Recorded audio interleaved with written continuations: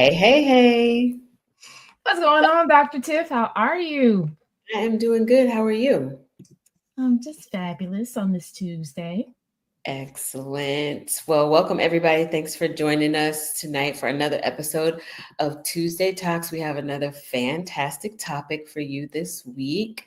We're going to be talking about AI and in the classrooms. So I know that if you're a teacher or a parent, this topic has come up. If you have kids in, I would say, grades 3 and up, what do you think, Val?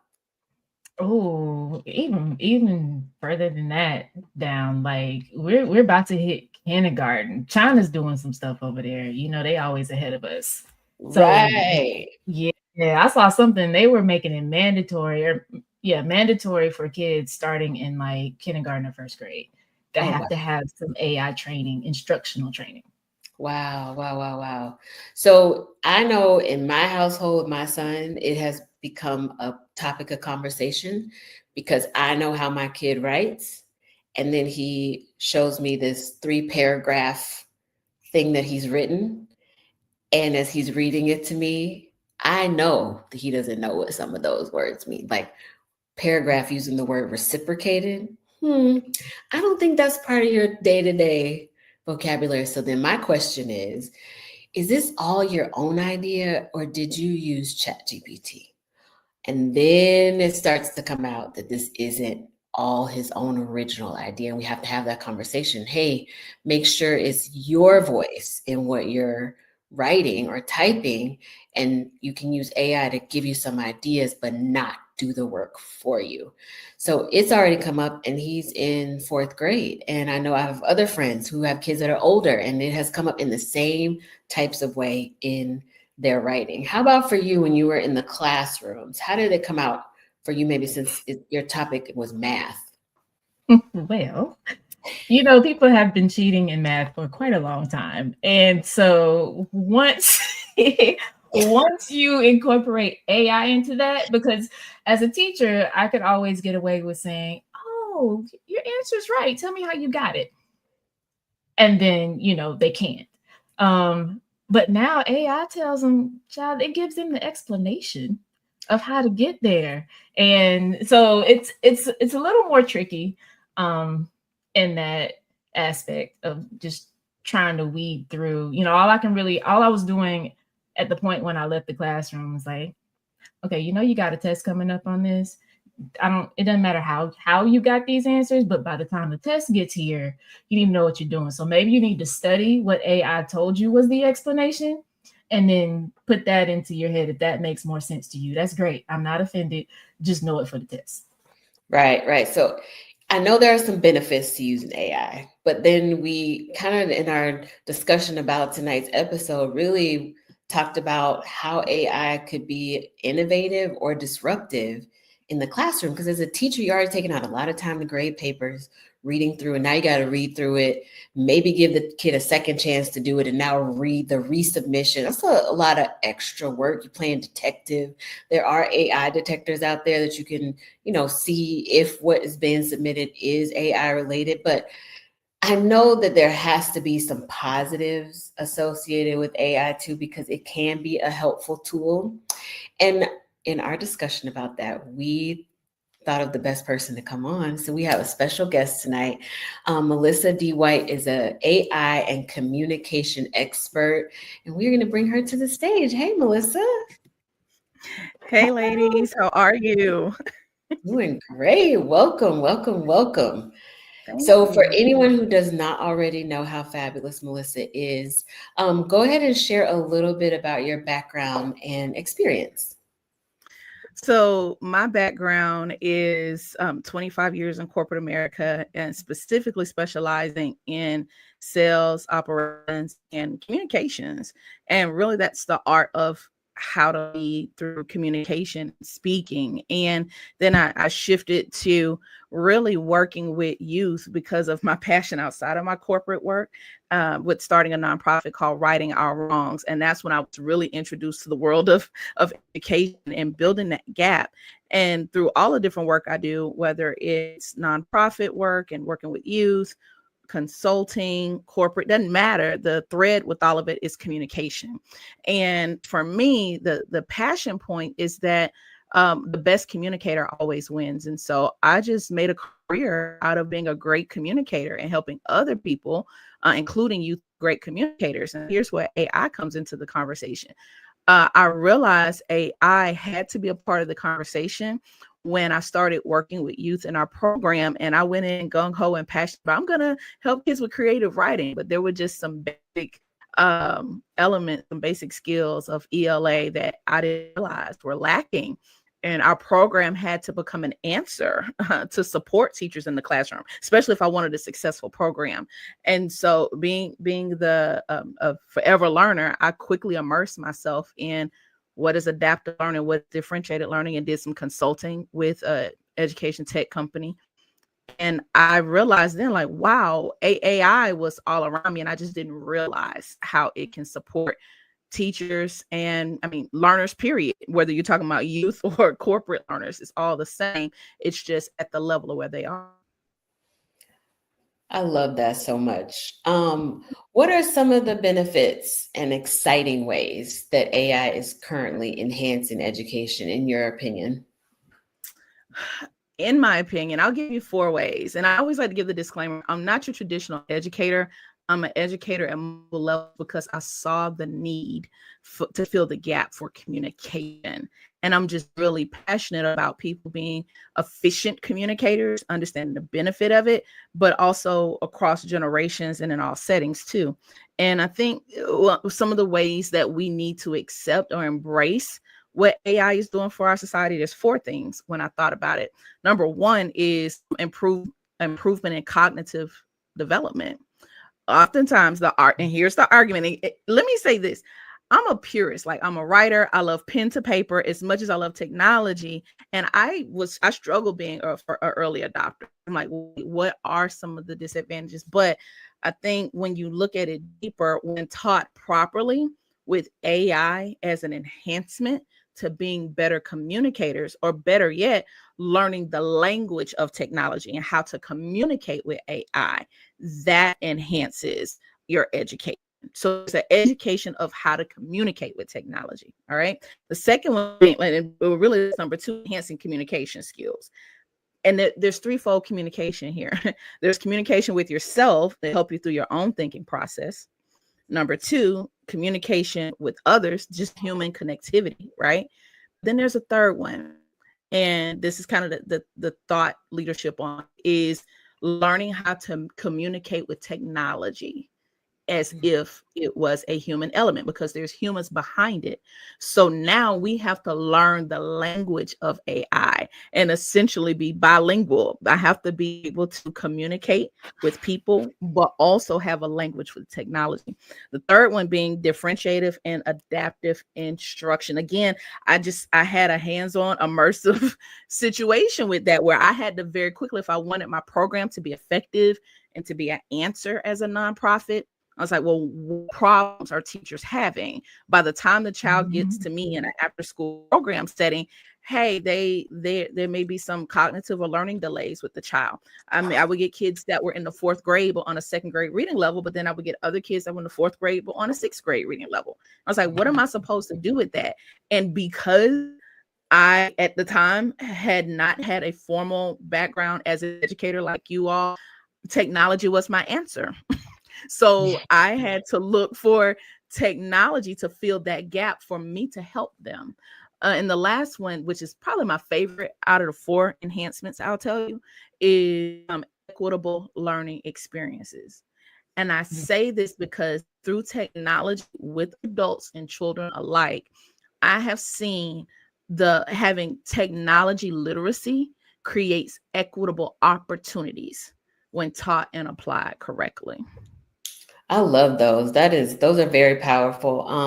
We'll include those 4 points in our show notes too, but just backing up, I think you learning to use technology to help you reach the different types of learners that you had in your after school program, that is solid foundational teacher stuff right there. Listen, it's about fire. Differentiation is the word. Okay, that is exactly what that is. How, because it's the teacher problem for I don't know how long. It's been a buzzword for decades. How am I supposed to take this group of kids, and they are on all these different levels of background knowledge, what they know and what they don't know, and still teach them the same stuff by the timeline that you gave me, or not even that, but just to get this outcome for all of them? How am I supposed to do that? I love how you figured out how to use technology to do that. No, if I can share with that, it honestly was a matter of having an opportunity. It just so happened at the early inception phase of righting our wrongs. I was a full-time entrepreneur, had newly left corporate, and I was looking for some part-time work to supplement my income. And I love kind of these wings moments when there's an intersection, and I believe nothing's wasted. Like whether it's part-time experience, work experience, doesn't matter. It all kind of intersects at some point in life.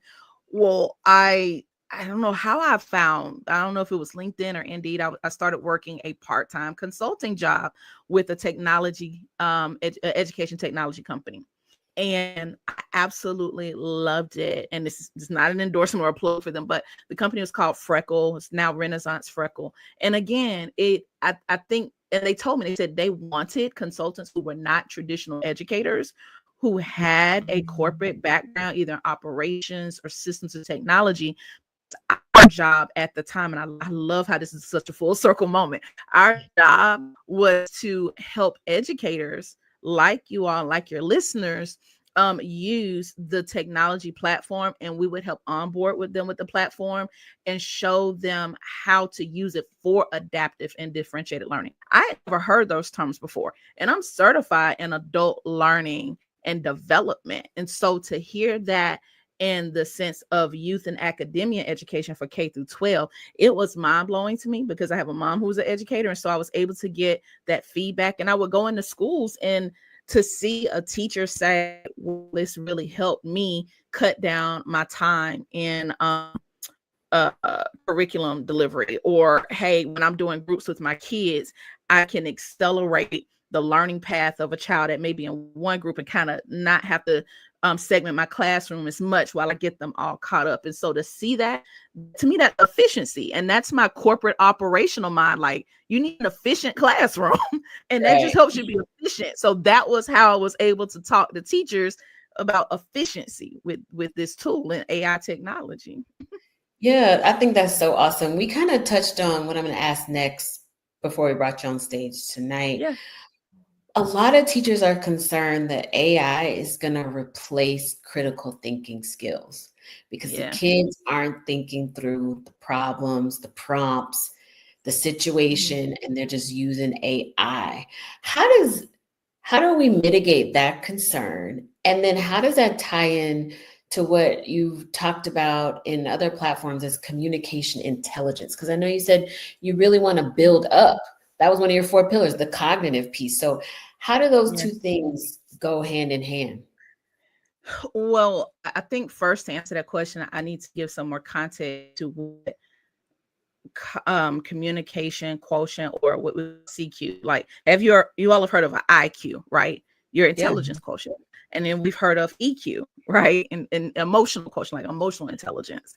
Well, in my research, and here's the next level of my own development as a non-traditional educator, is now being a professor at the collegiate level at a Research One school, teaching business communications. It was technology. It was technology that helped me understand how to teach communication at a business level.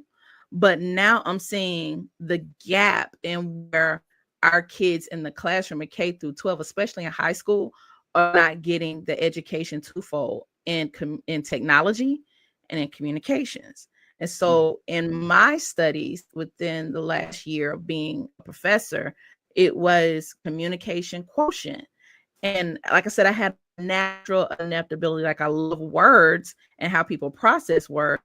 And communication quotient finally gave a language to what I've been trying to teach people all these years. And number one is connectivity. Communication quotient, or your CQ, is your ability to quickly connect with people. That's what if we teach it properly, we teach the prompts to help you connect faster and more efficiently with people. That's the first thing. The second component, when you talk about your CQ level of acumen, is what we want to start teaching kids, is efficiency. So we're teaching them not efficient by cheating and doing the work for you, but being efficient by giving you a framework to think through the work faster. So again, it's like a language. It's like coding. Coding is a language. AI is a language. Coding has rules and a framework. AI has rules and a framework. Communication has rules and a framework. And I've taught that even as a speaking coach. You need a framework. You need, hey, this is where I'm going to start. This is the path I'm going to take you on. And this is the problem I'm going to solve or how to complete it. So when you start teaching it like, hey, AI or ChatGPT, or ChatGPT just happens to be the most popular, but there's thousands of platforms out there that we don't even realize that are AI. But once you teach a child, hey, you know how to get, you want to know how to really get ahead in life, your real cheat code is create a system for yourself. And AI is the tool to create a system, if that makes sense. And again, I can't stress enough equity, especially for our children. And I learned this working with the technology company at the time. Educational equity starts with technology literacy and access to this technology.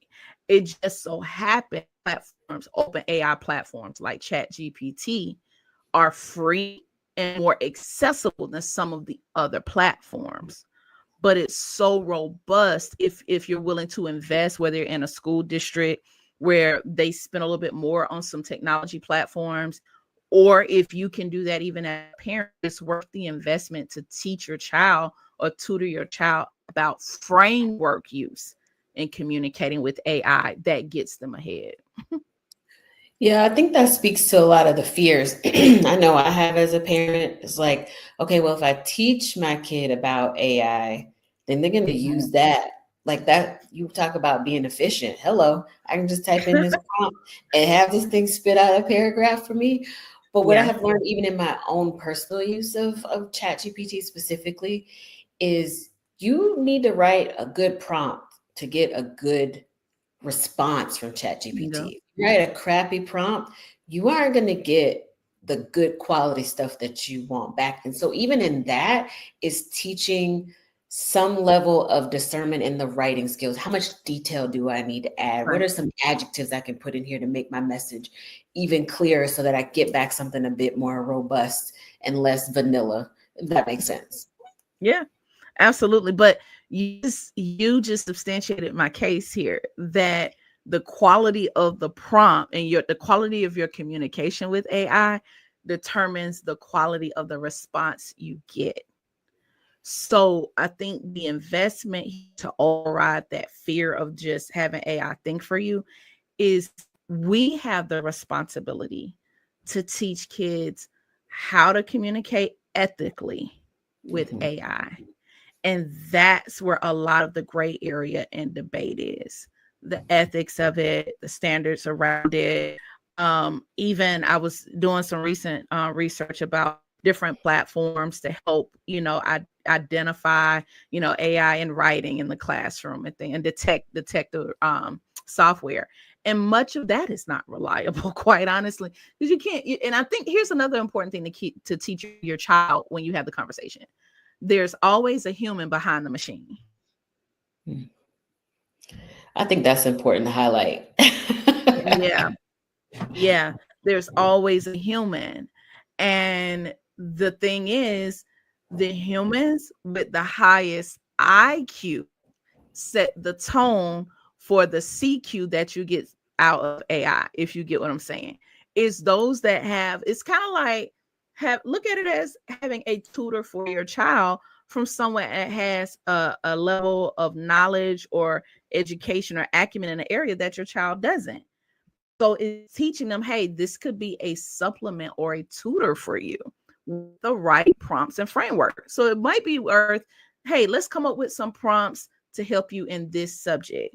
and let's work on that together, not just, hey, go use it. It's just like sending your child outside to play and not supervising them. Supervise and engage and make it fun where you go with these things together, with prompts together, and have your own framework for efficiency for your household, for your classroom, for your assignments. And the way you come up with those prompts is, what is the outcome I want? What role I need AI to play? You can essentially tell that open platform who you want it to be for you. So you may tell it, hey, chat, or hey, whatever platform, right now, I need you to be a mathematics tutor, specifically in geometry on a 10th grade level. Assume that I'm at the beginner stage. You see where I'm going? Like, you're telling it the situation and who you need to be for you in the situation. And then the next thing is, you want to tell it how you want the information disseminated back to you. One example my mother gave me while I was preparing, my mom's a 10th grade math teacher. That's why I use that example.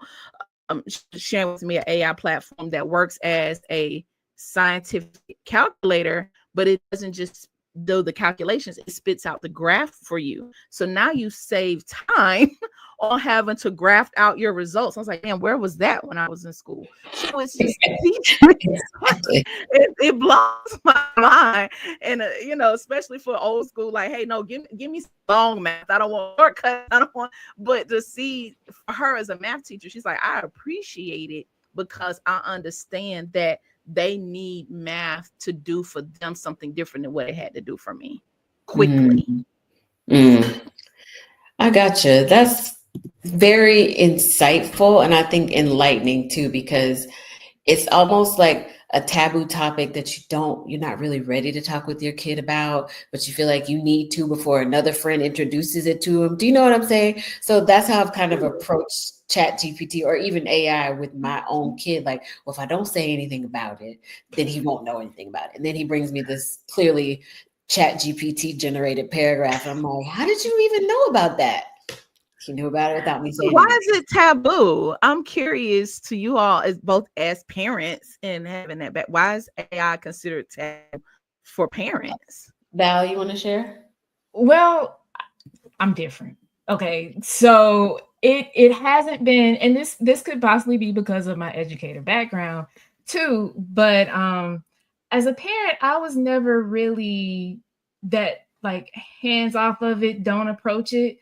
Anything that's come new, especially in the education world, I've always kind of looked at it as, oh, let me see how this works. Let me see how this can be incorporated into what I'm doing in the classroom.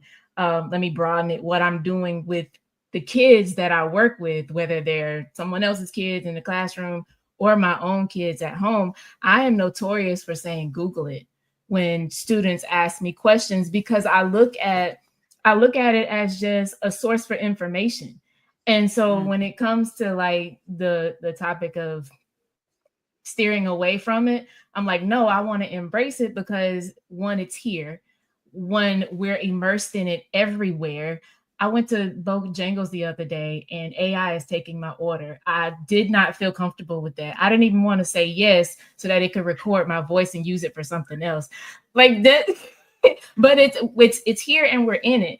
In the classroom, I encourage my students to use their technology. I think with AI, one perspective that teachers can take from it is to actually think about what type of answers are you expecting from your kids? Are you only giving them assessments that require low-level thinking answers? Because AI is going to spit that out. Google going to spit that out all day long.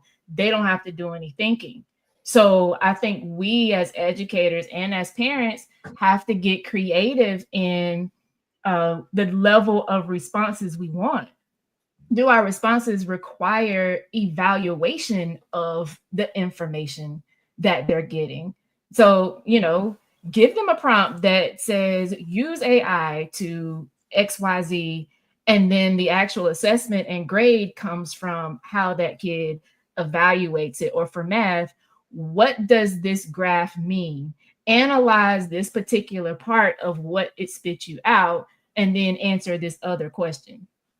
I like that, Val. That's that's a good strategy and a way to implement the use of AI. So it, you know, in some way satisfies their need to use it, but then also teaches them how to analyze what AI is spitting out to you. Because, you know, there's a human behind the machine, but as humans, we all have the opportunity to give incorrect information, or to give information that, you know, isn't quite accurate, talks about something in a roundabout fashion.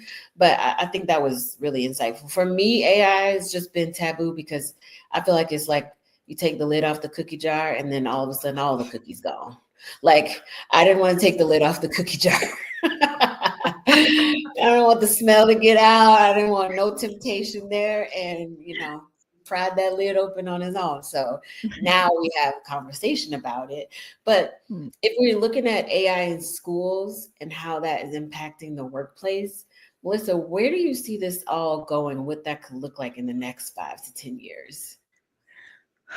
Well, I can tell you, starting with what's happening right now, I don't know that we're really aware of the impact that AI has had. And I've had the opportunity to work with some of the best and brightest minds in AI through our co-working community, where AI in and of itself has been around, at least the research of it, 30, 40 years, and we don't even realize that. And so there are people that have looked at and projected this way further out, 20, 30 years out, because it's not new. It's new to us, but there are government agencies, business entities that have been using it in other countries. There's a level of innovation that I have to be honest, sometimes we're behind in that. And so it scares me a little bit to talk about the future of it, because of how far even some of us, especially in Black and brown communities, how far behind we are in it. So I say this, cautioning us to kind of catch up with some of the innovations, and a list of those. And this comes from just information I got from the Georgia Chamber of Commerce and the Chamber of Commerce. The three main skills gaps right now are technology skills gaps in the workforce and communication. So the two the things we're talking about. However, I think the hope for me is that human communication, will never fully be replaced by AI, because of the need of effective, high quality, world-class communicators that are needed for the system to even run effectively. So we need to be prepared to be better linguistic and written communicators, whether it's the written language that we speak, whether it's technical code and language. Start teaching those things to our children now, so they're prepared to compete in today's workforce. And even, if you want to put them in advanced classes, or looking for any opportunity outside of the classroom to do immersive programs. There's a fellow TEDx speaker, friend of mine, Yolanda Martin. She has a platform called Revere XR, and it's how to code, how to use AI and virtual reality to teach history, and it's called like historical preservation. So that's light years ahead of where a lot of our children are. So I think it's really important to start teaching our kids what problems do they see in the world right now, and getting them in immersive programs in STEM, science, technology, and using AI to do that now, so that when they enter the workforce, they're equipped with equitable opportunities. And that's my biggest concern. And like I said, that's not even 5 to 10 years down the road. That's now. And so it's sometimes difficult to have that conversation about the future of AI when our community is already lagging and behind on the adoption and the innovative thinking and knowledge of it. Yeah, wow. Well, that spoke right to me, because I feel like I'm contributing to that problem with like keeping AI away from my kids. So if anybody else listening was on the same page as me, don't do that anymore. Don't do Expose your kids, get them to use it, Yes. teaching them how to use it, responsibly, ethically, and then making sure that you show them how you even use it in your own day-to-day life to help you be more efficient in certain areas. So I think that was a real good takeaway there. But I love how you highlighted so many positives, because I think the tone in education is that it's mostly negative about AI, because we don't want kids to have help doing work for them when a lot of them are already challenged by the work themselves, and then we're giving them this method of cheating, if you want to use that word. Yeah. I can say this as we kind of wrap up. For me, being a collegiate educator and professor, like my classroom alone represents about 26, 27 different countries around the world.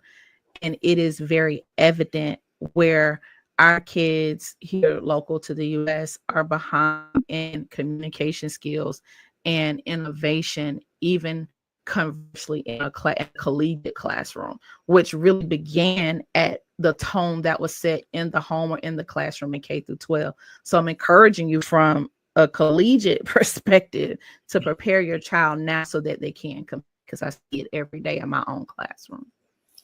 I love that. Thank you so much. This has been very informative. So hopefully you all listening and watching tonight took something away from this. If you did, be sure to share it, comment on this video, like it, tell us what stood out to you, maybe what changed your perspective on AI as well. And then with that, we will see you all next week for another great episode of Tuesday Talks. Have a good one. Bye. Bye.